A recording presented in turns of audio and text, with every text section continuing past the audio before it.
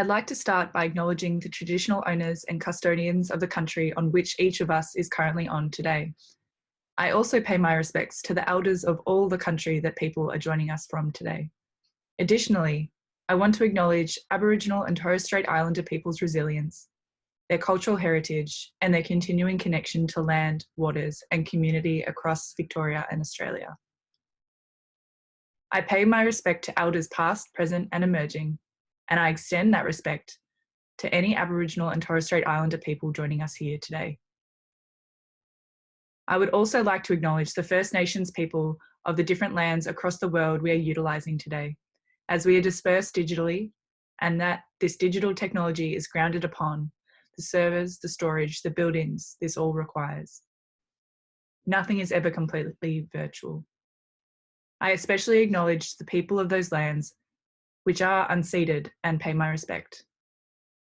As you all know, there is increased rates of violence occurring during this global pandemic, and I would like to acknowledge the impact this is having on women and children, as well as on family violence response services during this time. At DVRCV, we support the critical work being done across the family violence sector to support victim survivors. We also recognise that primary prevention efforts remain crucially important, and we will continue to work to sustain and amplify our efforts to prevent violence against women during this time. Welcome. Thank you all for tuning in today for this webinar. It's great to see such an excellent turnout. My name's Kate. I'm the Manager of Projects in the Prevention team at DVRCV. I also oversee the Partners in Prevention Network, or as we know it, PiP. The PiP network supports prevention practitioners through information sharing, capability building, and providing opportunities to connect. This webinar is all about exploring new and emerging evidence together, and we're really excited to provide a platform for the sector to do that, particularly in these uncertain times where connecting is what it's all about. Before we go any further, I would like to let you know that we are recording today's webinar, and this will be uploaded onto DVRCV's YouTube channel. We are only filming panelists, so no audience members will appear in the video. I'd also like to acknowledge that talking about family violence can have an impact, whether or not you've had lived experience. If you feel like you're impacted by the discussion, please feel free to take a break or do whatever you need to look after yourself. You may call 1-800-RESPECT on 1-800-737-732 or visit 1800respect.org.au. They provide specialised support to people who are impacted by sexual assault and domestic or family violence. We'll also be pinning these support services on the Zoom webinar chat. So delivering online webinars is new for us at DVRCV. This is the first one I've been involved in, and we are learning as we go. So please be patient with us if we experience any technical difficulties along the way. We'll do our best to remedy them as quickly as possible should they occur. But if you do have any tech-related questions or comments for the duration of the webinar, if one of us is not speaking loudly enough or anything like that, please let us know in the chat window at the bottom of your screen, or email prevention@dvrcv.org.au. If you do have any tech-related questions or comments for the duration of the webinar, as I said, please write them in the chat window at the bottom of your screen. One tech-related point I would like to make is that you can increase or decrease the size of the speaker on your screen by dragging out the corner of the box. I hope that makes sense. So, today's webinar, we are joined by Dr. Cathy Vaughan from Melbourne University and Robyn Boosey from the Anglican Diocese, who will be discussing the latest research into preventing violence against women and family violence in faith settings, and how the key findings are being applied in the Anglican Church. Cathy currently leads research on the role of settlement and multicultural services in responding to violence against women, the Australian arm of a multi-country study on sexual and gender-based violence against refugees, and research on building the capacity of faith leaders to prevent violence against women. She also co-leads the Novo Data course to strengthen capacity to measure violence against women in Asia and the Pacific, conducted by the university in partnership with the UN Population Fund. She's the director of the WHO Collaborating Centre for Women's Health, hosted by the Gender and Women's Health Unit at the University of Melbourne. Robyn manages the Anglican Diocese of Melbourne's Preventing Violence Against Women program and is a co-founder and co-director of IC Change, a volunteer-led campaign urging the UK government to ratify the Istanbul Convention on Violence Against Women. Her background is in international development, gender equality, tackling violence against women, and human rights. She has worked on preventing violence against women in policy and operational roles with a range of organisations, including the United Nations Office of the High Commissioner for Human Rights, Rape Crises England and Wales, and the International Christian Alliance to End Violence Against Women, Restored. Robyn is particularly passionate about equipping the Church to play its part in tackling violence against women. Robyn and Cathy will also be taking questions from the audience at the end of their presentations. So if any content-related questions spring to mind while you are listening to their presentation, please type these in the Q&A window at the bottom of your screen. And you can like or upvote other attendees' questions if you see them. This will support us to identify the most popular questions for Robyn and Cathy to answer when we come to the end of the session. I'd just like to note that disrespectful comments or questions won't be tolerated, and you will be removed from the webinar if you ask any inappropriate questions or make inappropriate comments. But with that all out of the way, I will now hand over to Cathy and Robyn. Thanks. Thank you very much, Kate, and I'm hoping that for everyone else who's doing this while having primary school children at home, that mine behave themselves, and apologies in advance if they don't, but I know there's a lot of us in this boat. Before I do begin, I would also like to extend my acknowledgement to the Wurundjeri people on whose lands I live and work, and acknowledge that those lands were never ceded, and to extend that respect to the elders of all of the traditional lands of where people are listening to us from today. It's a real pleasure to have been asked to do this webinar. Robyn and I have been working together along with a large number of people from different faith communities for some time now, and it's really pleasing that people are interested in what can be done to support women who are experiencing violence in faith settings, and particularly on the role of faith leaders and faith settings in preventing violence against women. I'm going to give an overview of the project and then specifically focus on evidence that's been found in the international literature and to sort of distill that down to some key principles for working on preventing violence against women and family violence in faith settings, and then hand over to Robyn, who will talk about how that's being put into practice in the Anglican community in Melbourne. By way of introducing the project was, which is called Faith Communities Supporting Healthy Family Relationships, was developed by the Multicultural Affairs and Social Cohesion Division of the Department of Premier and Cabinet, working in conjunction with the Multi-Faith Advisory Group. So for those of you who don't know, the Multi-Faith Advisory Group includes very senior representation of most of the major faith, well, all the major faith traditions and most of the faith traditions full stop in Victoria, and engages regularly with the government to give a faith perspective on decisions that are being made by government. That Multi-Faith Advisory Group have a family violence working group, and that was the group that we worked with, our team from the University of Melbourne and from the Multicultural Centre for Women's Health, and we've been working in partnership to develop the project. The first part of the work that we've been doing has been an in-depth review of the existing evidence, and there's a technical paper that's been developed, an evidence guide and a tip sheet, which is a much shorter version of these long, especially in the case of the technical paper, quite academic documents. And those are available both from the Multicultural Centre for Women's Health and the university, but I think they may have already also been distributed by DVRC, and we can certainly make them available to people. After we went through that process, there was then a decision about trying to identify faith communities to pilot some interventions, which then could be evaluated.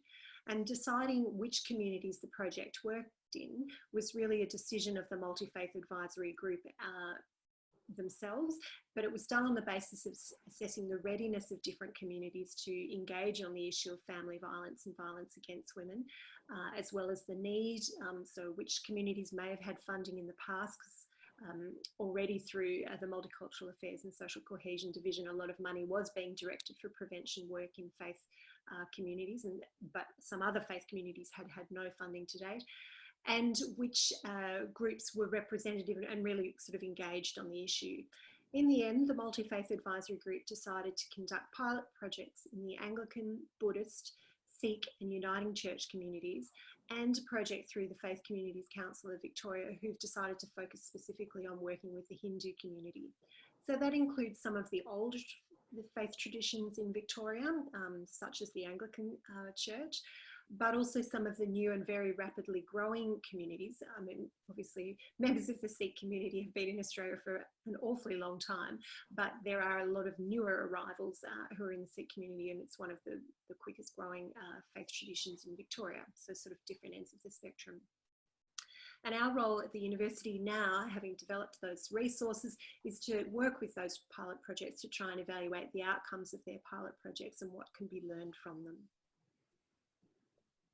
So just to summarise what we do know about supporting faith leaders in particular, about both preventing violence against women and family violence, and also supporting and responding to women who might be reporting violence, is we were asked by the department to really look at 3 different research questions in this literature review stage. One was to try and look at what evidence there is about causes and contributing factors in faith settings. So very much building on the Change the Story framework and the government's own framework around prevention of violence against women in relation to causes and contributing factors. We were then also asked to look at what evidence there was about building faith leader and specifically faith leader capacity in both prevention and response. And so I'm going to just briefly outline what we found in response to those 3 questions. So for the first one, evidence about causes and contributing factors in faith settings, that's where there is the most evidence.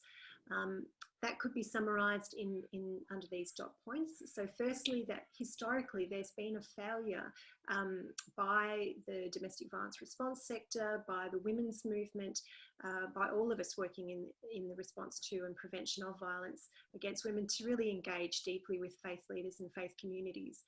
And in part that sometimes can be that faith leaders are seen as part of the problem. And then this can become a self-fulfilling prophecy. If we don't engage with faith leaders, then they're not getting the awareness and the knowledge that we would like them to have, and not necessarily having the attitudes that can then lead to them showing good leadership around violence against women. Secondly, the way that some faith teachings or scripture or sacred texts are interpreted can be used or misused to be supportive of violence against women. Equally, it's really important to note that for many faith traditions, there are really strong and long histories of feminists within faith communities who have an alternative position around different texts and teachings, and use those as both a source of strength in their own experiences potentially of violence and other difficulties, but also as a counter way of framing those texts. But that is certainly an area where there is considerable literature. The third area where there is evidence about causes and contributing factors is in relation to structured gender inequality in many, but not all, faith traditions. And it's really important to highlight that we shouldn't homogenise faith settings as all being the one thing.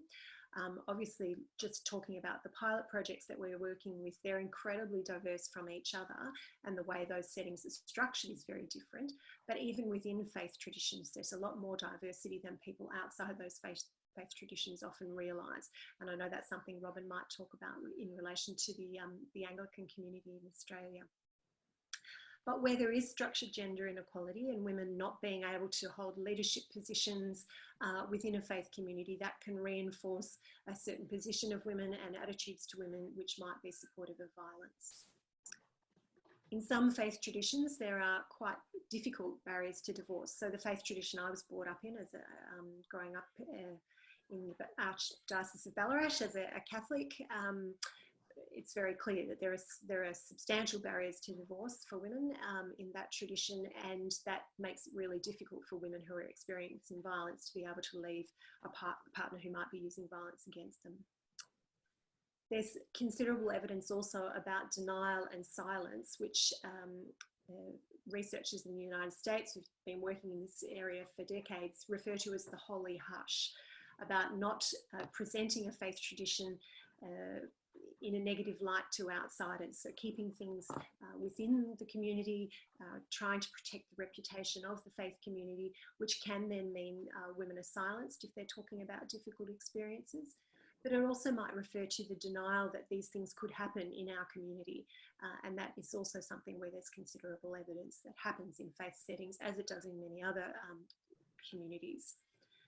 And finally, and this is really important for Victoria, which has one of the most multicultural communities within Australia, and we know that multicultural communities and migrant and refugee background Australians and new arrivals to Australia report census data over the last many censuses being more likely to report adhering to a faith tradition.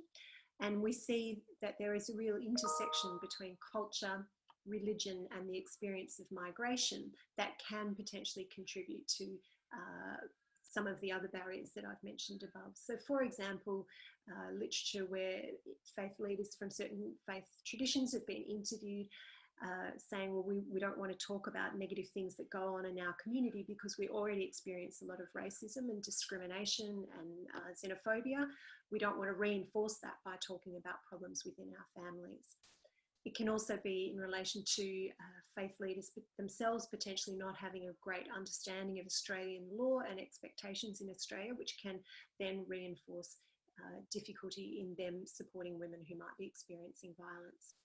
So you could talk about these dot points for the entire hour, but I won't, so I'll just move on to the next question, which was really looking at faith leaders' capacity for prevention. Because prevention work obviously needs to address those causes and contributing factors. And that's really hard and it's going to take a long time. I remember when we started working with Department of Premier and Cabinet on this project, just wanting to be clear around expectations and knowing that these traditions are built on millennia of teaching and it's not going to change quickly. As changing patriarchal attitudes in any setting is difficult, it's perhaps particularly so in a faith setting.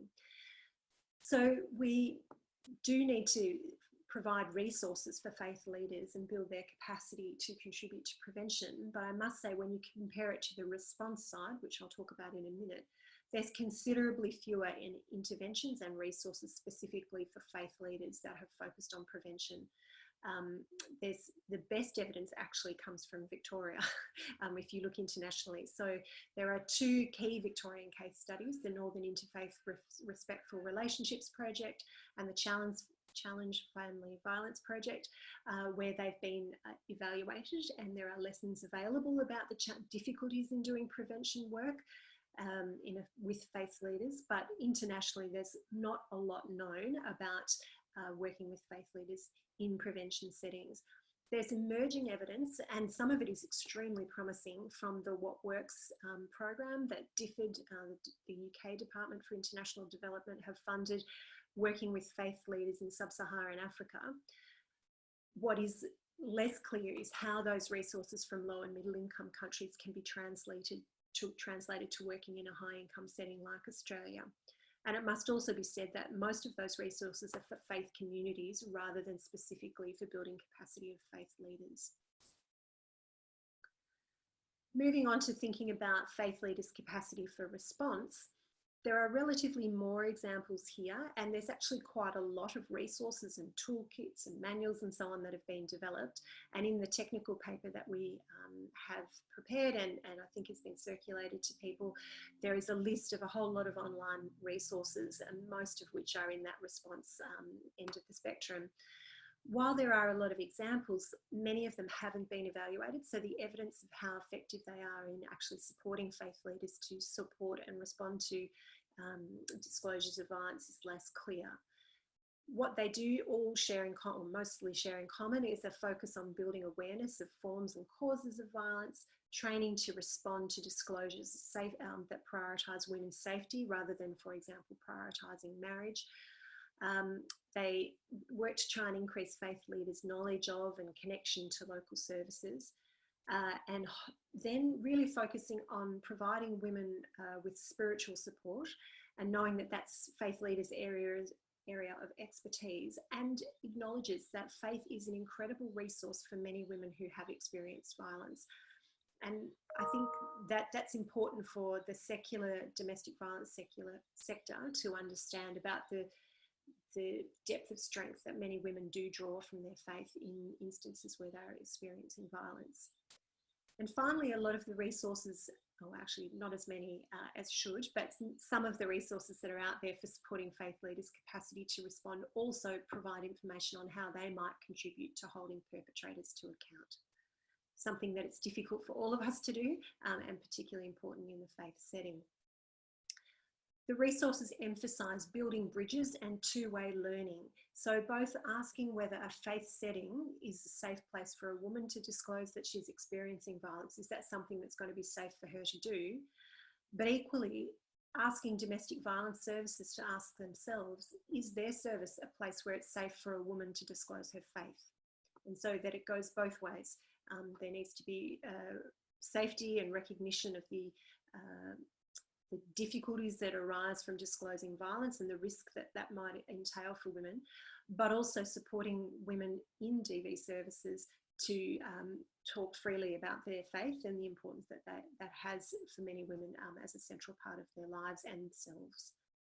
There are really probably only two very well, or there are other response end of the spectrum programs that have been evaluated. The two that have been most rigorously evaluated are both in the US, the Forsyth Faith Leader Training Program, and a program that was specifically working with Korean clergy also in the United States.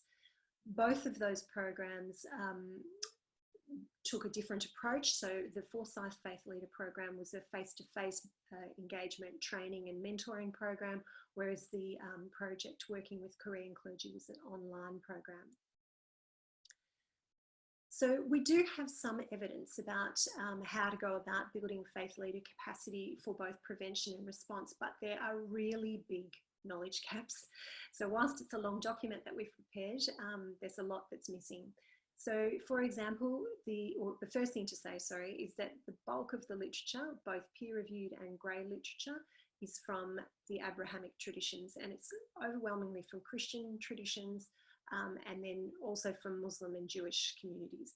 There's far less that's been written from non-Abrahamic faiths, so from Buddhist, Hindu, Sikh communities, for example, or from Orthodox or Restorationist Christian communities. So there are large numbers of people with where faith is a very strong and central part of their lives, where we really don't know very much at all about that intersection between faith and experiences of violence. We also know very little about how to support religious men who use violence to change behaviour. So as we all in this sector know, the evidence around what is the most effective approaches of working with men is a growing area, and certainly an area where there's not strong consensus in some aspects of responses to men who use violence as yet. And that's even less so for men who use violence, where they may justify their behaviour through a religious lens, and may not take well to engaging in programs that work with them for people who don't understand that religious lens or share the same perspective. We also know very little about prevention and response to forms of violence that are not between intimate partners, so other types of family violence or sexual assault. We have limited evidence about what's effective for building the capacity of faith leaders, particularly outside Christian communities, and knowing that in most faith traditions, faith leaders are incredibly busy, overworked, often not paid, doing their faith leadership work on the side of full-time work. So it can be very difficult for some faith leaders to have the time and energy and headspace to engage effectively with capacity building initiatives. And we have a lack of tools for measuring change over the longer term rather than the short-term outcomes often associated with projects. So based on the analysis of all the evidence that is there, we tried to look at, we were asked to develop an evidence guide, and when you think, oh gee, the evidence is limited, that's quite challenging. So instead we've synthesised that material into some key principles and some recommendations for working with faith leaders in both the prevention of and response to violence against women. So the first key principle is around prioritising safety, so that faith leaders be supported to make public commitments to prioritising women and children's safety, and that they're held to account really for prioritising women's safety above other considerations, for example, the sanctity of marriage or other principles which might be guiding their behaviour. The second principle that we think it should be central to all responses with faith leaders is to try and strengthen that relationship between secular organisations and particularly domestic violence specialist services and faith leaders. So some of the recommendations in relation to that principle include ensuring that there are mechanisms for really regular contact between and relationship building between faith leaders and experts from local services. We know this is challenging for both sectors. Faith leaders do move around. They don't necessarily always stay in the same parish or church or temple or gurdwara for prolonged periods of time. And we also know there's movement in the family violence response sector. So it is an ongoing effort that needs to be made from both sides to try and build that strong relationship. It's also important that there are referral pathways established early on in any intervention and ensuring that faith leaders have access to current information about local services. So even if you think that the work you're doing is prioritising prevention, and that is a really important role that faith leaders can play in their communities, when faith leaders start talking about family violence, then people make disclosures, or they become aware. As they become aware of the issues around family violence, they may detect signs that violence is being used in relationships in their congregation. And so therefore they do need to be able to also respond, even if you're focusing on prevention. And that really speaks to that last point, that interventions that aim to build capacity for prevention must also be able to support faith leaders to respond appropriately.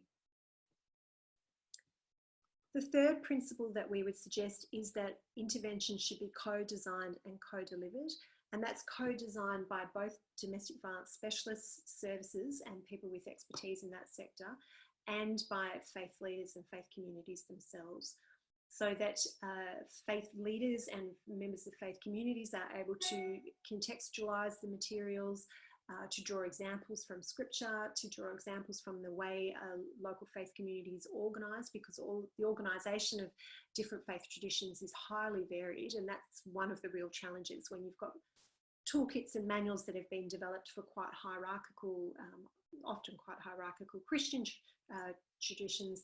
They don't work so well when you've got a much flatter, diffuse leadership, as might be seen in Buddhist temples, for example. So needing to make sure that any materials or programs are co-designed for that setting, and that interventions, whether that's trainings or public statements to address violence against women and family violence, need to be jointly delivered by women and men, so that that models respectful collaboration and equal contribution of men and women in their communities. The next principle that we would highlight is to try and ensure that interventions understand the central role of gender inequality. And this can be challenging, particularly going back to the causes and contributing factors, noting that many but not all faith traditions are settings of quite structured gender inequality. Then how can you support women in that community to continue chipping away at change, as many of them have been doing for decades? So building on women's existing leadership in faith communities, recognising the work that these women have been doing for a long time, often ignored by the wider women's movement and domestic violence response services, and try and foster new opportunities for women to play leadership roles. And it's also about the DV sector trying to really work with women from faith traditions to prepare for and plan for and effectively respond to backlash and resistance, which does arise, as we all know, in response to gender equality initiatives. Recognising intersectionality, I know it's a word that gets tossed around a lot without often really thinking through what it might mean in a particular intervention. Here it's really thinking about what is going on in a particular congregation, and as I said, there's such diversity within faith traditions, let alone between faith traditions. So understanding the faith community that you're working with, is it a mix of migrant and non-migrant community members, what is the age demographic of that community, the history of that place, the rurality of it if it's you're working in rural and regional settings, and try and build that into the intervention that's been designed for a particular faith setting. And trying to build skills in cross-cultural and trauma-informed communication, which is not something that faith leaders are necessarily trained to do. Providing training, resources and ongoing support for newly arrived faith leaders. So prior to doing this work, I actually had no idea how many faith traditions bring in faith leaders on religious worker visas, so temporary visas as religious workers to play that leadership role in their community. And those faith leaders are not necessarily given information and training about the law in Australia and local expectations, and that's something that definitely should be done in those faith traditions. The sixth principle to highlight is around looking at different delivery mechanisms in diverse contexts.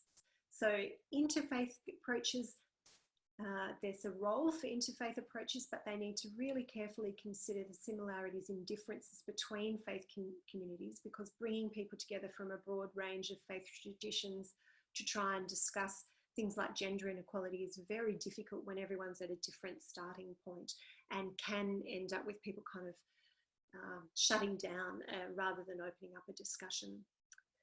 The evidence would suggest that face-to-face approaches are much more effective for trying to change attitudes and behaviours, whereas online approaches might be more effective in building knowledge. Now, obviously, with the current environment, we're learning a lot about how you can push online methods to take a more conversational approach than how online training is usually delivered. So I'd say watch that space on that one. And then just on my final slide, the last two principles one is around engaging senior leadership early and sustaining that engagement over time, because particularly in the hierarchical faith traditions, if you've got the very senior leadership, the bishops or archbishops or whatever it might be, engaged, then the support is more likely to flow through to people at lower levels of the hierarchy. But even in the flatter faith traditions, there is a need to get the faith leaders themselves rather than just lay leadership involved.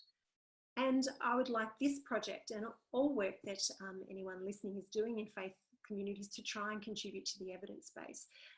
It's scant, it's thin, and we all need to be able to try and support each other, to learn from each other, and that might be in particular areas, so non-Christian traditions, but also looking at long-term change, and finally, particularly in relation to working with religious men who are using violence, about how to change their behaviour.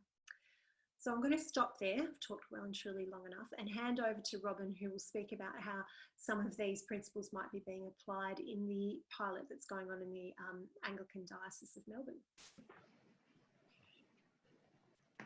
Hello, it's really great to join you this afternoon, and it's wonderful to be part of this community of prevention practitioners where we can all learn from each other.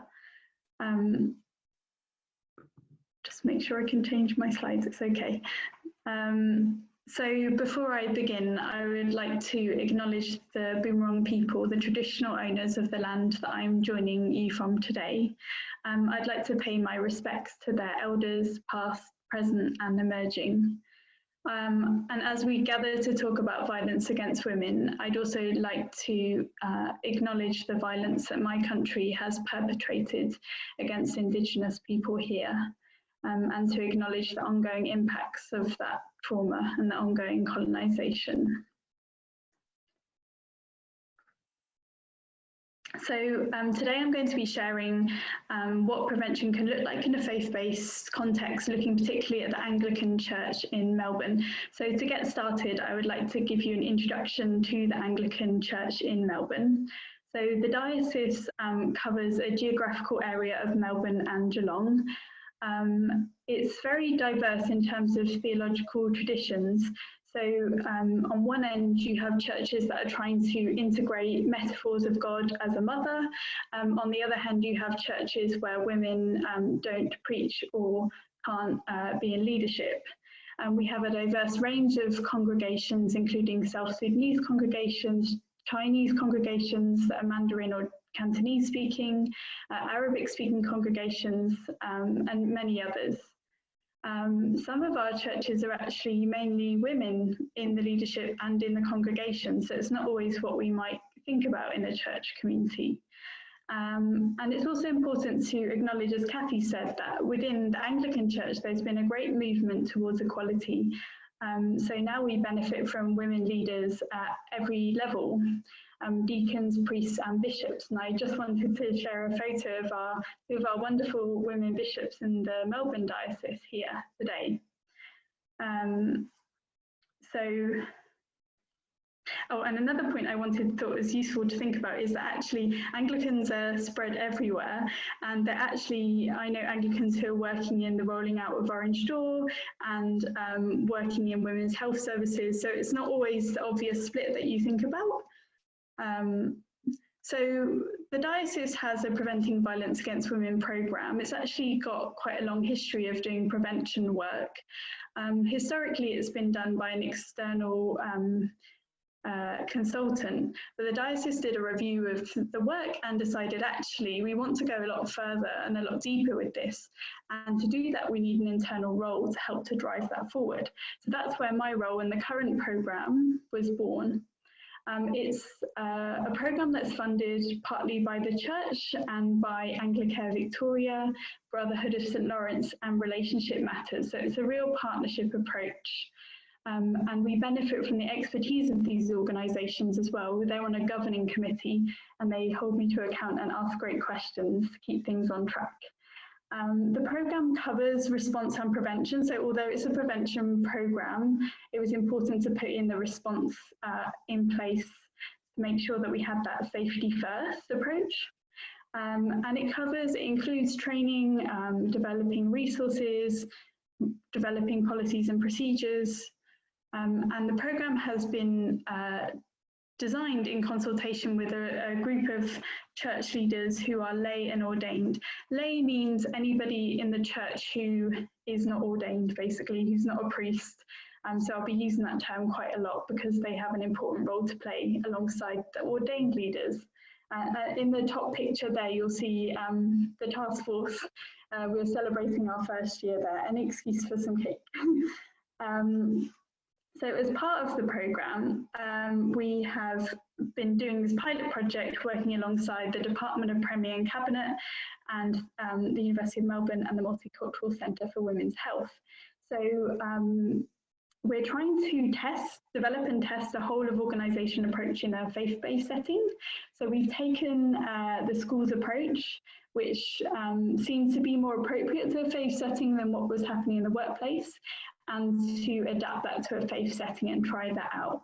So one thing that we've been learning that we need to change is how do we integrate prayer? Prayer is a really important practice in our faith community. For obvious reasons, it's not part of the school's model, so we need to be integrating that. That's a change we need to make in making it work for our faith community.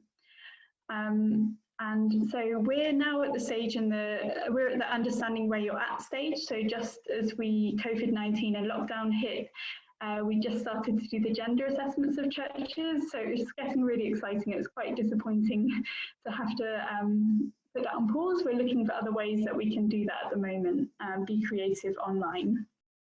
So I won't go into the details of that, but happy to answer more specific questions afterwards. I suppose what I particularly like to share with you is what we've been learning about these 4 areas. And some of this might be a confirmation of things that you know from other sectors. Hopefully there will be some new insights that will be useful for you as well.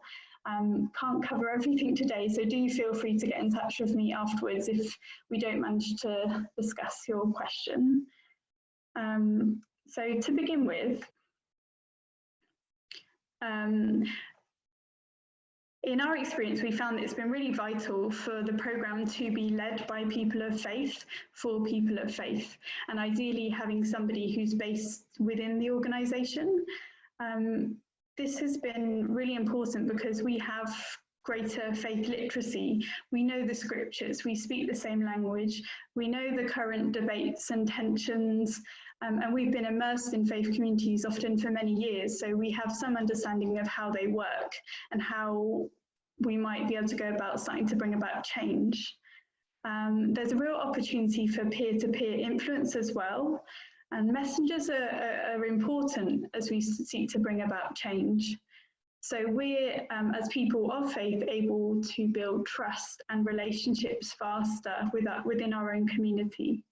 And we can have strong common ground for difficult conversations. We're also more able to embed change. It's like us saying to our family, come on family, we can do better, rather than an external voice coming. You need both, but it is particularly effective when it's from within the community as well. And we've been really fortunate in our team to have prevention practitioners who are also practicing Christians, so bringing those different areas of expertise together. I would say ideally as part of our team, if we were to strengthen it further, we would have men on our team as well. We're 3 women, and I think there is the importance of engaging men and having their voices as well in calling for prevention changes. We seek to, I suppose, work with that gap by encouraging male church leaders to also be championing the programme and what it's about.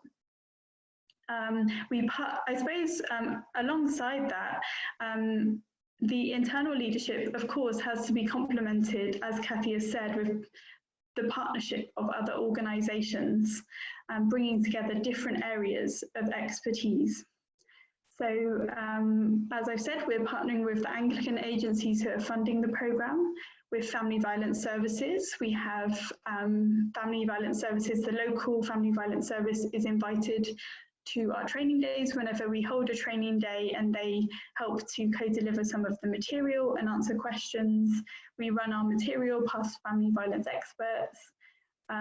We work with prevention expertise. I've really benefited from being part of PiP and learning from others, working with academics like Cathy to help build the evidence base and keep up to date with the evidence, the government, other faith groups. We really see the value in that partnership approach. So it's those 2 things in balance.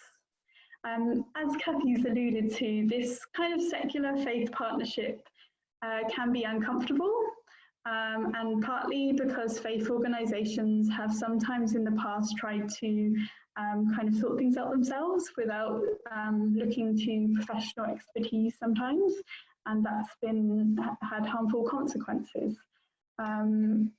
And as Cathy's research has showed, there is a lack of trust at the moment between faith organisations and women's organisations. And so I suppose what we need to be doing is working together to try and build those bridges and rebuild that trust. I suppose through our programme, we're trying to build our bridge, our part of the bridge, towards others. And I suppose my invitation to you is, if you're working in a secular organisation, will you start to build your bridge towards us so that we can meet in the middle and share all the different areas of expertise? Certainly that's already been happening, and a number of organisations across Victoria have been so generous and helpful. I'd like to give a particular shout out to EdFOS. I know there's some people from EdFOS here today, and they've been extremely generous and approachable in working with us, and they've been a real example of how you might do that well. So I suppose this Change the Story kind of shows us it's about all of us playing our part and bringing our expertise as we have it. So that's one area. The next area is around communication. So we invested a lot in communications early on, and this has really paid off. It's been really vital to take the time to develop tailored communications and to articulate the faith-based mandate for prevention, including the theological framework for that. I noticed early on that the language of Change the Story was kind of setting off alarm bells for some people and turning them off the conversation. And I knew that from other faith-based work that I'd done, that faith communities from a range of traditions would be willing to have the conversation about what prevention is about, but it was just about finding the right language to open up that conversation. So we had a communications expert who came to research different ways that people in secular spaces and faith-based spaces talk about prevention. And then we held workshops with theologians from different traditions and church leaders from different traditions, and we tested out the different language with them, and we really asked them to be honest, and we found where language was sitting well and where it was jarring, and through that we managed to find kind of a common language that would be inviting to people from different traditions. It was uncomfortable to bring together people from different traditions and beliefs, but it was in pressing into that discomfort and being willing to have those difficult conversations respectfully that we managed to find that shared language, I suppose, to have conversations about prevention. And all of this is in balance with not diluting change the story. So we've developed a communication strategy, communications guide, and we've based all of our training and our resources on what we found through that research. And we've had some good feedback from church leaders on that. And I suppose the final point is on communication is it's not just about it's also communicating that prevention is a core part of the faith organisation's work. So it's not just a nice to have, it's not just the interesting project for a while, it's kind of really part of who we are. And to do that, we seek to communicate that through text, but also visually. So we actually worked with a graphic designer to come up with the visual identity of the programme and worked hard to, you'll see on these slides, the kind of visual element. It's taken from the colours of the diocese's shield, which you may be able to see in the photo there on one of our resources, but really based on the same colour scheme. There's similar shapes. It's a bit like I won't go into all the details. I could talk for hours about all our inspiration and what it represents. But anyway, it's to try and communicate that this programme is a part of the diocese and who we are. It's about us living out our faith. So yeah. Then the next area I wanted to highlight is about building church leader capacity and some of the lessons we've been learning around that. So what we've been learning is that it's important to build the capacity of lay and ordained leaders. So the people who are priests and the people who are not, but in some kind of leadership role within the church. This has been shown to be really important in response, and we're finding it's also be important in prevention.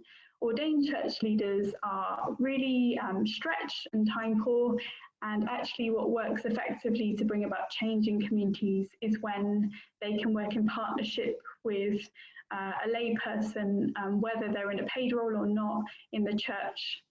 This has to be balanced with it not being delegated to the lay person and the ordained person kind of just signing on the dotted line and handing it over. They have to still be engaged. Both have to be, people from both groups have to be engaged in the capacity building, but I suppose to have both. Another thing that we've been learning about is around training, and about how training is only one piece of the puzzle. So it is a really important part of capacity building, but not to pin too much on it. So the training surveys that we've developed with the University of Melbourne do show that our training days increase the knowledge of participants, increase their confidence, and help to achieve a positive shift in attitudes in the right direction. But these are just the starting point. As you'll know, prevention covers a lot of really complex topics, and we need space to really unpack those and have discussions and reflect further. And this takes time. So the next kind of learning that's coupled with this is the need to create spaces for reflection and discussion, linked to training and beyond the training. So we're looking to do this further in the coaching. We have coaching set up with church leaders who are involved in our pilot project, looking to expand that. looking to build more peer learning spaces and church discussion groups to have more conversations where the knowledge that the introductory knowledge from a training day can then be consolidated, that confidence can be strengthened, and attitudes can continue to be shifted. And then linked to that is the importance of integrating personal reflection for leaders. I suppose we're all on a journey with this, and even, I don't know about you, but working in prevention, because it's so ingrained, the attitudes and behaviours, we still, even if we work in prevention, we still catch ourselves sometimes with the attitudes that we'd rather not have. And it's about learning to have that critical eye, so when it happens we can say, oh, that's not an attitude I want to have, or that's something about me that I want to be changing. So trying to kind of build in from the outset with the church leaders that this is part of the journey, and to help them almost to build in regular coaching with them, and a regular reflective practice where they're reflecting on their own behaviours and attitudes and how they can bring about change in their community. It's difficult again because they're time poor, but if they're not engaged in that personal reflection, they're not able to model that for others, and not able to have that space to think about how they can take their church community on a journey. So that's been an important, I suppose, space of learning. And then another area, final area, is about the general approach. So what we found is that traditional rigid project management approaches don't fit well with this kind of context. The most common would perhaps be waterfall approach, where it's based on the idea that you have a good understanding of the environment, and you know roughly how long things take, you know roughly how much things cost, and you know that if you do A, B and C, generally it will lead to, I don't know, X, Y, Z. And I suppose I was feeling uncomfortable for a lot of the programme, feeling like, oh, I'm not managing to do good kind of project management, because I was thinking I had to do it in that particular style, but I was finding that my practice was different. And I had a revelation recently, which I'll share with you, that actually a more agile approach is appropriate and better for this kind of context. So it's where, so our thinking in the team around this has come from agile project management. What we're actually doing is not strictly agile project management, but it's inspired by that. So the idea that it's for really complex settings where you don't know a lot from the outset, and you have to build your learning as you go. So you set up different experiments with, say, 3 success factors, and you test ideas, and then based on what you're learning, you develop in that way. So you have clear outcomes for the project about wanting to build capacity or build knowledge, build capacity, but you're not quite sure, in our context, what would build church leader capacity? Is it training on its own? Is it training and coaching? What is the combination that will really help? So by testing different things out, you can then work towards that.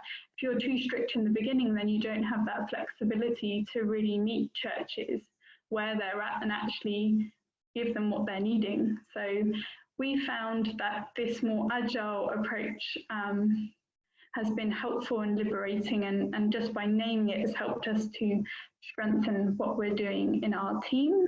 And one example of that is webinars. So when COVID-19 hit and lockdown happened, we were wondering, how do we continue our capacity building, like many of us? And we weren't quite sure if church leaders were so busy that they would have no time to think about or engage with webinars, or if actually we'd be fitting a need that they had. So rather than come up with a whole kind of long program and spend hours on it, we started by testing one and having 3 success factors and seeing how that went, taking all the learning from that and then building from there, if that makes sense. So that's been kind of a really helpful thing about how do you do prevention in a really complex setting and make the most of your resources. So that's a whistle-stop tour. Really happy to answer questions beyond today if we don't finish it all, but it's good to be with you. Thank you. Great. Thank you, Robyn, and thank you, Cathy, for those presentations. We have had some questions come through that I will read out to both of you, and you can jump in and answer them.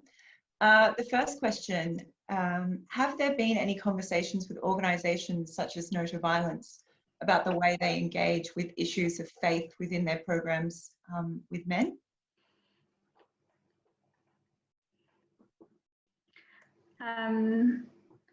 I'm not sure of that. That's a really good question and definitely something to look into.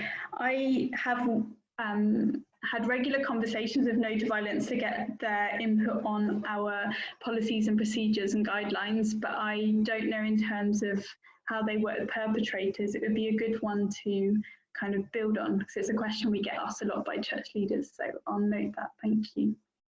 Great.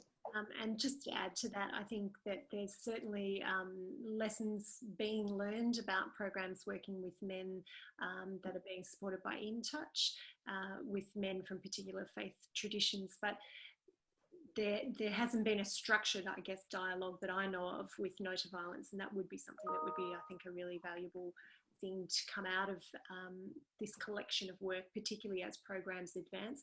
It's fairly, the pilot project in the Anglican community is probably quite a ways ahead of some of the activities going on in the other pilot programs, and that's in part because the dioceses have invested their own resources, and Robyn was there and has expertise already, whereas some of the other faith traditions have had to kind of grow that within their ranks in the implementation of the projects. And so they were just starting to get to a stage where you could be fostering conversations with something like No to Violence, and then COVID-19 meant that people have sort of had to really adapt and change. So that's something I think that it would be good to encourage to happen through Multicultural Centre for Women's Health is supporting like a community of practice just of the pilot projects, and that might be something that we try and sort of link that community of practice in with No to Violence at one of the later dates. So good question and really important point.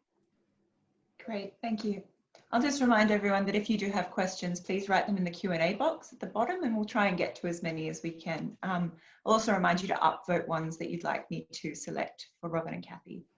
The next question, there are some faith-based communities like Islam and Orthodoxy where there is currently no capacity for women to take any significant leadership role, if any at all, and I'm not involved in any decision making.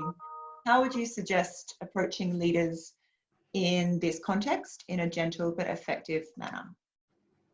I guess my first response to that was we acknowledge how difficult that is, and that it would be really important to work alongside and sort of amplify the existing efforts of women from those communities. So if you think about the Muslim community, whether it's the work that's done by the Australian Muslim Women's Centre for Human Rights or Sisters for Sisters or Benevolence, there's a number of fantastic women-led, women-driven Muslim organisations that are advocating within their community, and I think that we should all be trying to get behind them and support them in their efforts. Just one moment.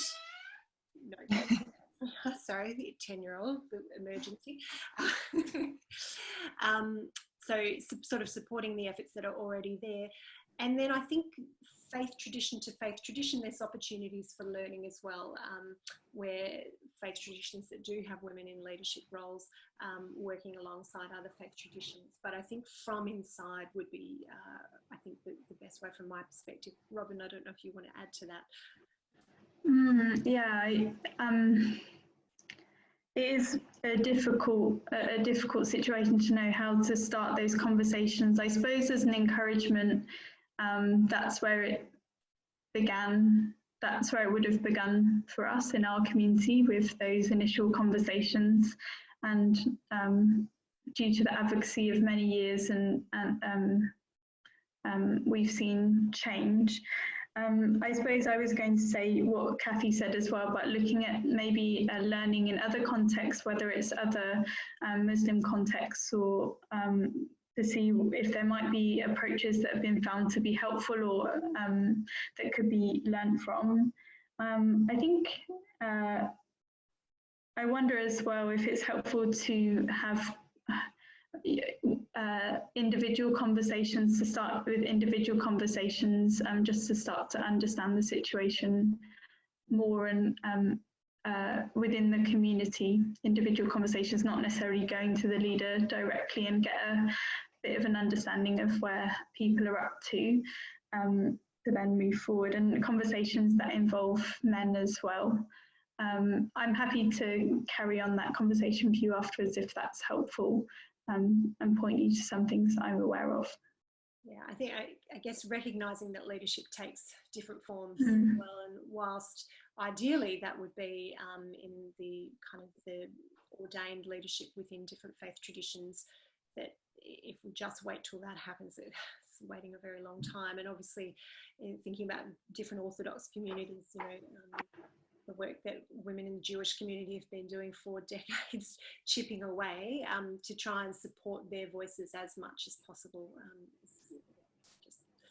That's not an easy question. That one was a hard one to start with. Yes, it was upvoted quite a lot, so I thought best to pose it. But yes, we can. Any further questions, please address them to prevention@dvrcv.org.au. I'll keep going through because we still have some time. Is there evidence from other countries where work with men in faith communities is further advanced around the impact of using faith in changing behaviour, and in particular sustained behaviour change? I'm not sure about that, Cathy. I'll leave that one to you, the evidence. I'm really sorry, Kate. I was just saying to small person, can you write me a note? Oh, that's okay. I'll repeat the question quickly.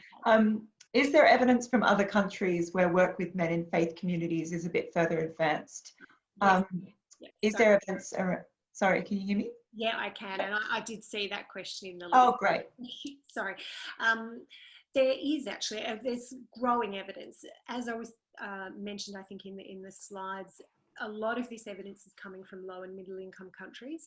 And that doesn't mean that we can't learn from it in Australia at all. In fact, I think there's a hell of a lot to learn about prevention work from low resource settings, but it can sometimes pose challenges about how it could be adapted to settings where people live in community differently. But the two resources that I would point out, one, I noticed that Sue Finucane had been circulating in the chat bar at the side today. Thanks, Sue, is around the Sus of Faith resource. That's a resource that was developed with Christian and Muslim leaders in Uganda, and has been replicated in other settings and has been found to be quite effective. And then the other one that I would point out, and I'm very happy to send these to you, Kate, afterwards to circulate to the wider list, would be evidence from Democratic Republic of Congo, again working with Christian and Muslim leaders there around prevention. And that's really, that latter resource and program was really around trying to transform masculinities, which is really tough in quite a patriarchal setting, and yet they were finding effective lots of challenges, but they were able to develop some effective interventions in those settings. Great, thank you. Rapid fire, here we go. Did you look at the imperative behind why violence against women is wrong in context of their own respective scriptures, and to challenge perhaps some incorrect translations of scripture and the role this plays in how faith leaders may preach? That's a great question. Yes. So I suppose that's what I was alluding to when I talk about the faith mandate. So we spent a lot of time as part of the communications looking at why, as Christians, is this really important to us, and why is this part of us living out our faith?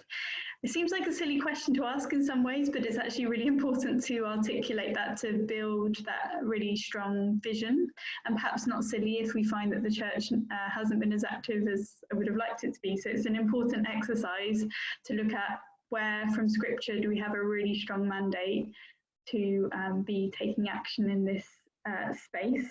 So we do that, and we repeat those messages regularly in our programme. On the training day, we do have a particular section about scripture and harmful applications of scripture. And this was one of the reasons why it was initially with the training, I was thinking for the response training about maybe having an external organisation deliver it, but it wasn't possible. I struggled to find an organisation that was, I guess it also depends on what people's projects and priorities are at the time, but what we needed was a more flexible approach where we could cover the basics of recognise, respond, refer, but also have that discussion around scripture as well as part of the programme. So we have a section where we look at scripture around divorce, forgiveness, marriage, and talk about how in the past that's been harmfully applied and the consequences of that. We take stories, for example, from Julia Beard's reporting about family violence in the Anglican Church and look at the consequences of that to really bring it to life. But we also look at some scriptures that you wouldn't necessarily think of in terms of family violence, but it's important for church leaders to start to have that lens, because otherwise there can be, so if I give an example of, like, if you had a sermon on perseverance and never giving up, or praying, or always having hope, and God can change any situation, even though the church leader is not meaning to talk about family violence, may never mention it, for a woman in the pews who's experiencing family violence, the message is just persevere, just pray more, just stick with it. This is God's will for you to just stick with your marriage. So trying to help church leaders to realise that, and to make sure that they're being really explicit that violence is never acceptable, and to kind of start to give messages that safety first in those situations, and to be more supportive of women's safety first and to support their decisions. But it is difficult, and that's why I think those spaces for conversations are really important, and people are coming from very different traditions and beliefs, so the importance of that conversation, so we can really be talking from where somebody's at and unpacking it in that way. Great.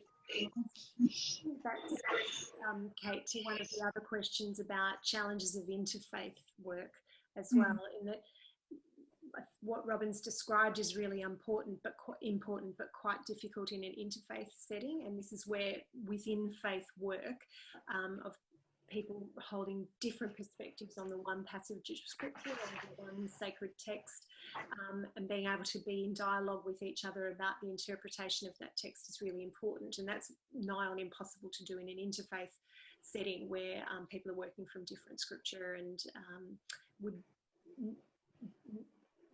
understandably perhaps be sort of protective of how they present their sacred texts to outsiders. So trying to support that within community dialogue being a really important principle.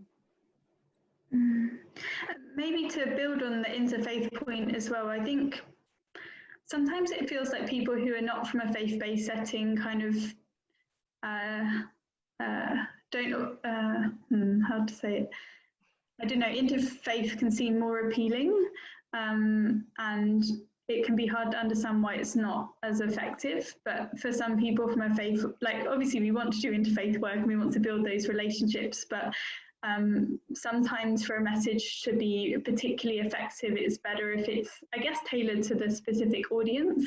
Because sometimes when you try to do interfaith work, it ends up being a watered down, bland thing that doesn't speak to many people.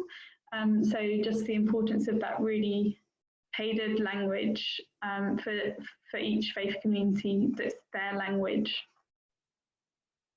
Great, thank you. We might have time for one more question, and I think this is quite a pertinent one. What are some tips when communicating this work, like the Change the Story framework, for example, to people of different cultural backgrounds and different faiths?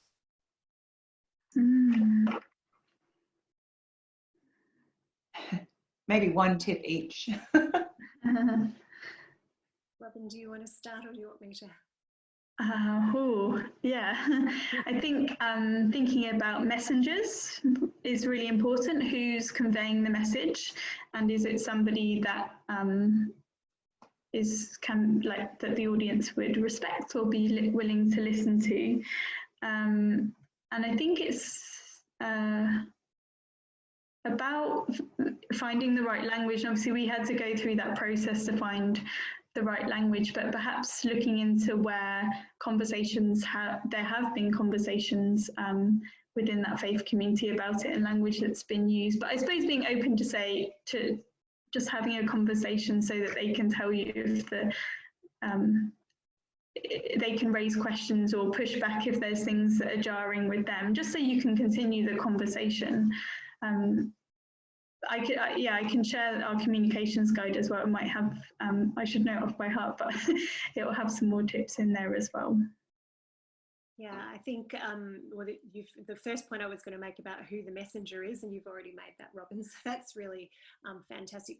I think it's not just sending something out to be translated into another language, for example, because the words is only part of it. The meaning to be working collectively with a group of people from that faith tradition or from that cultural group or that intersection of faith and culture to understand how words would be interpreted, whether sometimes analogies or stories might be a much more effective way of communicating a message than just the actual words, but that needs to be done by people from, you know, the target audience, the people that you would be working with to bring sort of that insider understanding of how things would be interpreted and potentially misinterpreted as well. And that would be really important to check for before disseminating things widely.